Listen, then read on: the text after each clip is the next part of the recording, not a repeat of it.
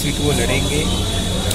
उनके मन में इच्छा होना भी स्वाभाविक है और उन्होंने अपनी इच्छा व्यक्त करना भी स्वाभाविक है, उसमें कोई गलत बात नहीं है। लेकिन भारतीय जनता पार्टी दोनों सीटों पर चुनाव लड़ेगी। हमारे घटक दल को हम समझाएंगे और हमारा पूरा विश्वास है कि वो हमारी बात मानेंगे। कम से कम 20 सीटें हम जीतेंगे, जिसमें त्रिपुरा की 2 सीटें सबसे पहले होगी, टॉप पर। पंडित जवाहरलाल नेहरू जी के ज़माने से इनका हिडन एजेंडा रहता था कि ये यूनिवर्सिटीज़ और सारी जो कमिटियां रहती थी उनमें कम्युनिस्टों को कुछ टुकड़े उनके सामने डाल दो और बाकी फिर वो इनको अभय दे देते थे। ये तो पहले से चल रहा था। यहाँ पर भी त्रिपुरा में बार बार 25 साल कम्युनिस्ट क्यों आते रहे? पीछे से, पर्दे के पीछे से ये लोग हाथ मिलाते थे।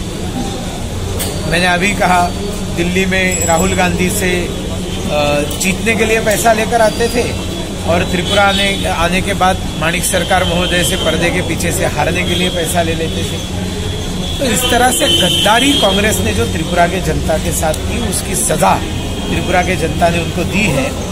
और जो माफिया राज और पार्टी राज और पापी राज, जो गांजा का राज जो इस राज्य में त्रिपुरा में कम्युनिस्टों ने किया था, उसकी भी सजा उनको दी है।